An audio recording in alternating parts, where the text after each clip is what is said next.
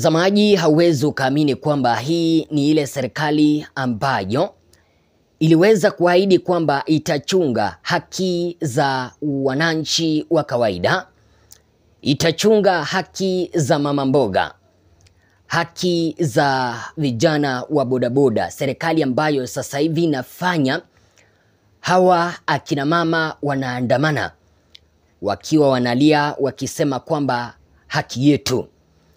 Hapa ni upande wa Kiambu, Gikumari wakiandamana kutokana na serikali ama hatua ya serikali kusema kwamba wanataka kuchukua mashamba upande wa Juja Farm kisha waweze kujenga nyumba za affordable housing.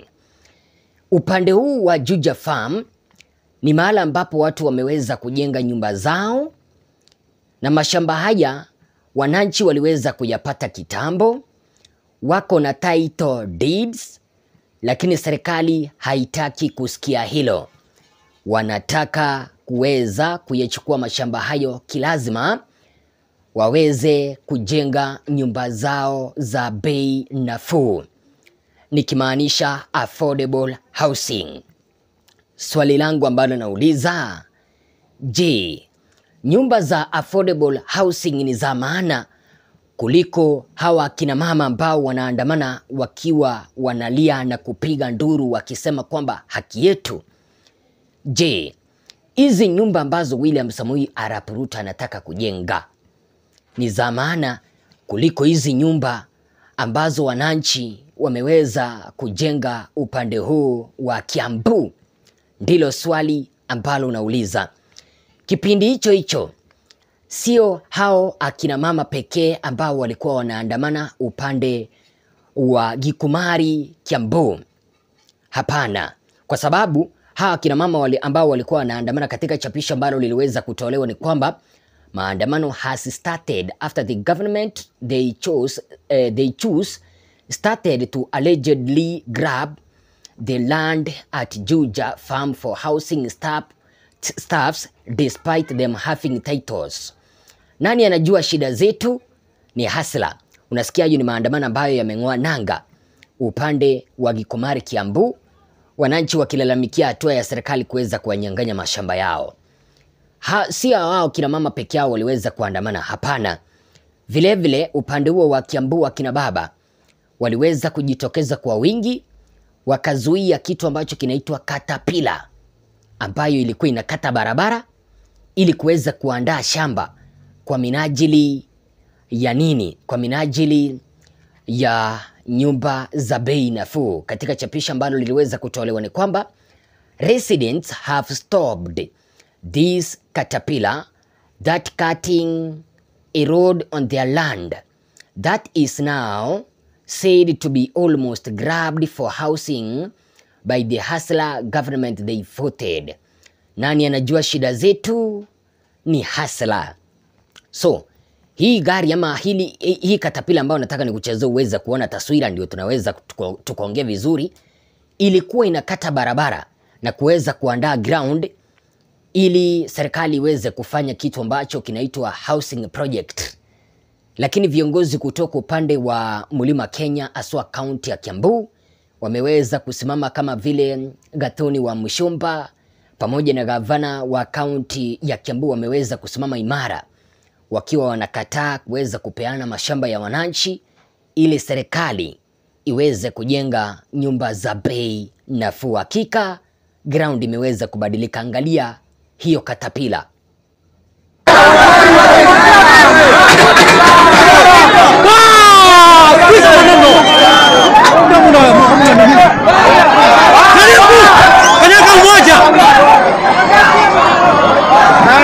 Hii ni ile serikali ambayo waliweza kuamka asubuhi na mapema kisha wakaweza kupigia kura, wakiwa wanasema kwamba hasla mwenzao ameweza kuingia mamlakani, wakiwa wanashirikiana na Rigathi Gachagua kwamba maisha, haki za kibinadamu zitaweza kulindwa chini ya utawala wa William Samoei Arap Ruto.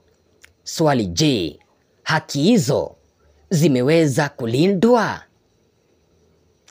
Umeweza kuona na bado ndio mwanzo wa ngoma upande wa Mlima Kenya. Je, ni kitu gani ambacho kimeweza kusababisha hawa akina mama akina baba? I think kanda ya kwanza uliweza kuona akina mama wakilia, wakipiga mayowe, wakisema kwamba haki yetu. Sasa hivi umeweza kuona akina baba wakizuia katapila. Ni kitu gani ambacho kimeweza kusababisha akina mama akina baba kuweza kuandamana? Na ni conclusion gani ambayo nimeweza kumake kutokana na haya maandamano ambayo yanaendelea upande wa Mlima Kenya? Tafadhali niruhusu kwanza kabisa niweze kukukaribisha. Kama wewe ni mgeni hapa, chukua sekunde 1, 2, 3 uweze kupiga subscription. Ukipiga subscription, tafadhali chukua sekunde nyingine uweze kubonyeza kengele. Ukishabonyeza kengele, like video, na tafadhali ni ombi langu kwamba uweze kuishia kuelekea kwa watu 2, 3 hivi, ama kwa group 1, 2, 3, ili ujumbe huu uweze kufikia watu wengi, wajue jinsi ambavyo serikali ya hasla inawatesa Wakenya hapa nchini. Kipindi ambapo unatusemeza, tuambie ni ambalo ulipo. Kama uko +254, bila shaka ningependa kuweza kujua. Na vile vile mtazamaji wangu, kipindi ambapo unatusemeza, tafadhali usisahau kusubscribe. Kabla hatujaweza kusonga kwa haya, niruhusu niweza kumshukuru shabiki yetu mmoja ambaye ameweza kututumia Christmas kuja hapa nchini, ama kuja hapa studioni, mwenye anafahamika kama Veronica K Muviko kutoka Marekani. Nashukuru tena zaidi mami kwa hii ni Christmas, sio kahawa. Hii ni Christmas, kwa Christmas yako ambayo umeweza kutusukumia. Tumeweza kushukuru kwa kuweza kutukumbuka. Na vile vile ikiwa na wewe unataka kuweza kujiunga nasi, nitaweza kuchezesha namba hapa ili uweze kutusukumia kitu kidogo. Niruhusu tusonge mbele. Ni kitu gani ambacho kimeweza kufanya akina mama akina baba kuweza kuandamana upande wa Mlima Kenya? Na ni conclusion gani ambayo nimeweza kumake kutokana na haya maandamano ambayo yameanza Mlima Kenya, kutokana na haya mapinduzi ambayo yameanza Mlima Kenya? One, conclusion ya kwanza ni kwamba these people ambao unaona kwamba wameweza kuandamana, kupiga nduru, hawa ambao wameweza kuzuia katapila isiendelee kukata barabara na kuweza kuandaa uwanja kwa minajili ya housing levy upande wa Kiambu, Juja, Gikumari, ni kwamba they are tired of RUTO's government. Watu hawa wameweza kuchoka na serikali ya William Samoei Arap Ruto. Serikali hii iliweza kutumia hustler narrative, wakisema kwamba wakiingia mamlakani watu ambao watakuja kufaidika ni hustlers. Na nielewa, watu ambao watakuja kufaidika ni hustlers. Je, hawa hustlers watakuja kufaidika kipindi ambapo badala ya kuweza kuleta maendeleo upande wa Mlima Kenya, kitu ambacho wanakifanya ni ubomozi. Ubomozi. Watu nyumba zao zinabomolewa, barabara zinakatwa, barabara ambazo zinafanya nini? Zinawawezesha wananchi kuweza kupeleka mifugo, mimea, mavuno yao sokoni na kutoka shambani. Badala yake yani barabara ile inabomolewa, nyumba zile zinabomolewa, badala ya kuweza kuleta maendeleo. Hii ndio imeweza kufanya wananchi hawa kuweza kuonekana kwamba they are tired of Ruto's government, Ruto's fake hustler government. Kwa sababu kama serikali hii ingekuwa inajali ya hawa hustlers, hawangeangaisha wamama kama hawa ambao wanapiga nduru hapa wakisema kwamba haki yetu. Kama serikali hii inajali hustlers, hawangeweza kubomoa barabara ambazo zinafanya nini? Zinapitisha vyakula kuelekea sokoni, pamoja na kupitisha vyakula kutoka shambani kuelekea maybe kwa magala. Badala yake wangejenga mabarabara mengi waweze kuwawekea biashara nyingi akina mama. Hiyo ndio sababu ya kwanza. Na unapata Mkenya wa kawaida akienda kulalamika kama hawa akina mama ambao walikuwa wanaandamana Mlima Kenya pamoja na akina baba wakizuia katapila isije karibu barabara.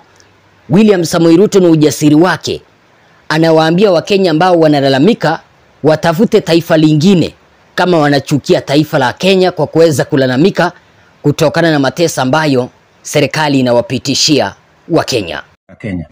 Nyinyi ni Wakenya wa aina gani?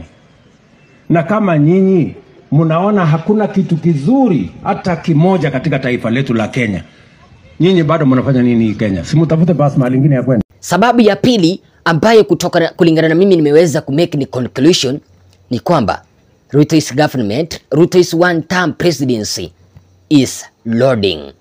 Yaani Ruto kuongoza kwa awamu moja pekee na kuweza kuelekea Sugoi inaendelea kukuja.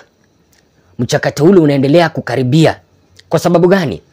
Ukiweza kuangalia kama Mlima Kenya, eneo ambalo ni tajiri la kura hapa nchini, zaidi ya milioni ngapi kura hapa nchini? Milioni 3 ama nini? Waliweza kumpigia William Samoei Arap Ruto kura. Just imagine aliweza kutangulia kutoka upande wa Mlima Kenya, alafu Raila akaweza kumfuata kwa kura kutoka upande wa Mlima Kenya kwa zaidi ya milioni 1. Raila aliweza kupata milioni 1 votes kutoka upande wa Mlima Kenya, Ruto akatangulia. Just imagine sasa hawa watu wameanza kugomea serikali ambayo waliweza kuichagua, ishara kwamba wameingia opposition.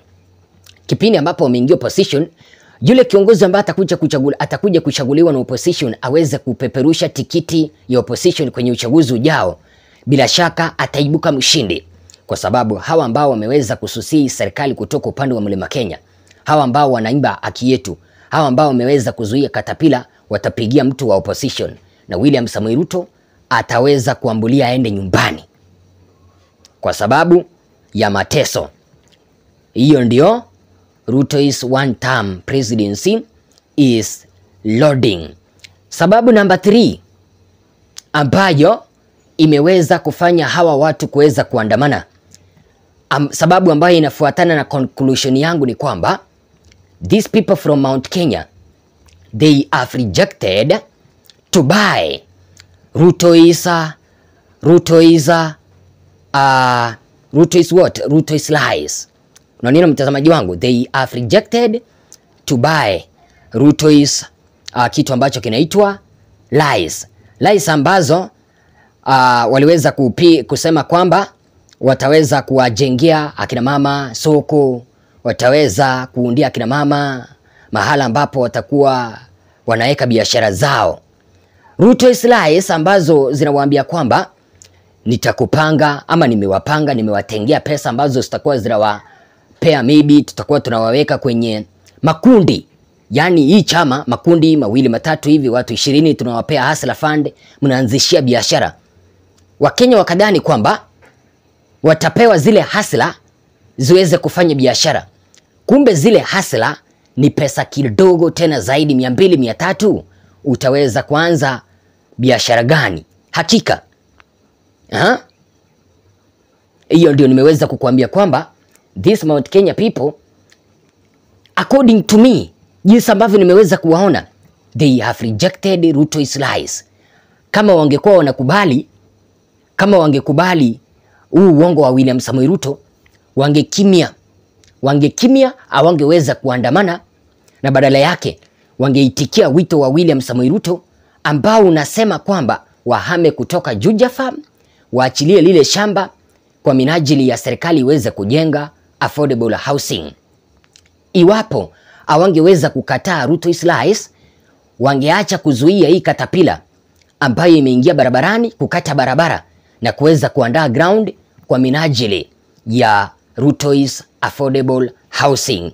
And my 4 reason ama number 4 reason ambayo nimeweza kuiona, observation yangu ambayo nimeweza kuiona na conclusion yangu ambayo nimeweza kuiona ni kwamba now Uhuru is taking the ground. That is the truth. Uhuru is taking the ground. Kwa nini? These people, kipindi ambapo wanapitia haya yote, they will be like, hatukuweza kumsikiliza Uhuru Kenyatta. Kumbe Uhuru Kenyatta alikuwa ameona kitu ambacho kitakuja kutendeka. Iwapo tungemsikiliza, atungepitia shida hizi. Iwapo tungemchagua Raila Odinga, atungepitia shida hizi ambazo tumeweza kufanya nini? Tunafurushwa kutoka kwa mashamba yetu. Na sasa hivi ukiweza kuuliza watu wengi ground upande wa Mount Kenya, je, Uhuru Kenyatta akiwapea mwelekeo 2027 mtafuata?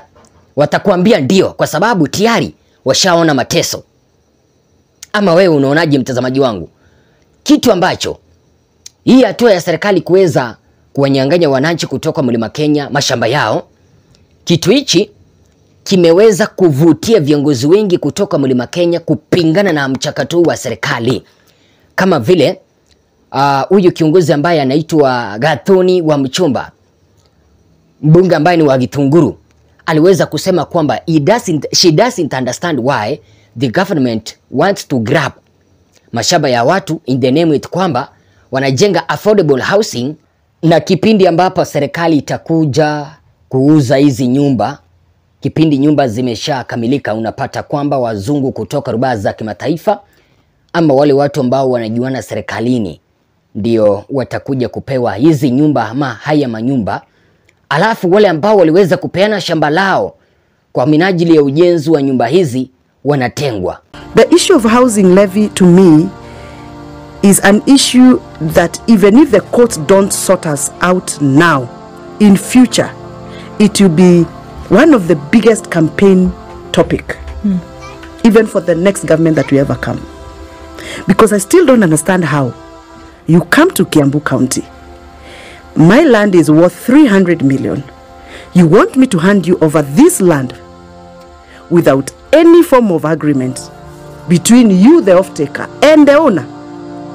And you bring in a foreigner, and you want maybe that foreigner to be the contractor and the person to sell off these houses and take over the management of these houses in posterity. What is my role as the owner of that land? Remember, this land is valuable. So that is a very contentious issue. And the legal framework that has been managing the issue of housing to me is still not very clear. And I think when I said this is scandalous, I meant that there is some schemes of taking over prime land and handing that land to other players, unconstitutionally and procedurally, irregularly, and some of us, we will pay for what we are doing today in future. What will the governor of Kiambu tell the people of Kiambu? How did he hand over land to that contractor? And what is the role of county government of Kiambu in the management of those houses? What is the role of the county? Who supplies what? I want to ask you, I want to bring in a very serious issue. Let's go to Thika. We had houses that were done by the old Kiambu municipality. Those houses are occupied by county workers who pay very little rent to the county because they are county workers. You come in and tell them, move out of these houses, we demolish these houses, and we come up with fresh blocks. Okay. How do you tell this worker to move out? What assurance do you give him or her that when he moves out, you come up with new blocks, you are going to give him the first priority to own the house? What affordability platform do you provide for him or her? Do you provide him mortgage? Is the county government of Kiambu going to provide mortgage for those workers who are being evicted so that these houses can be built afresh?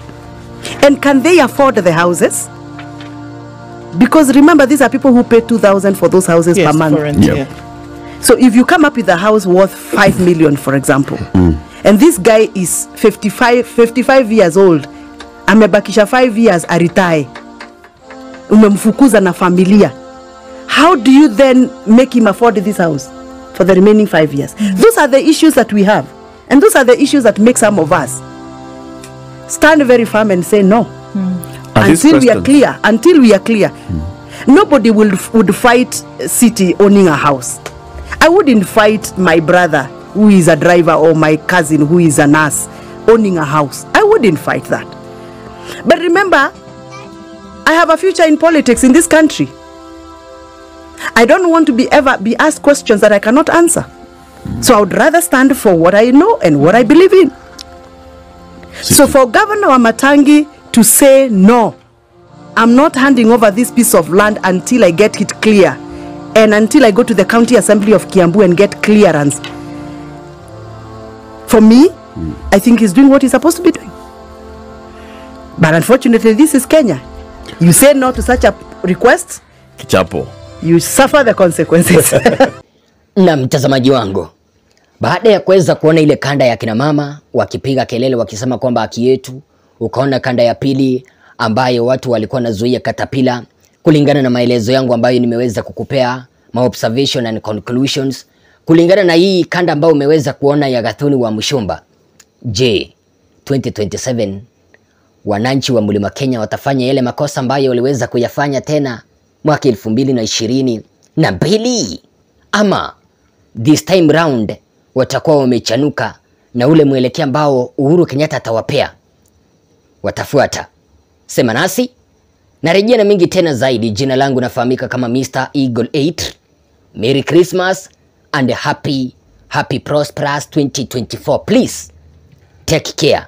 I need you. Your family needs you more than I do. Bye bye, tupatane kwa kanda ijayo.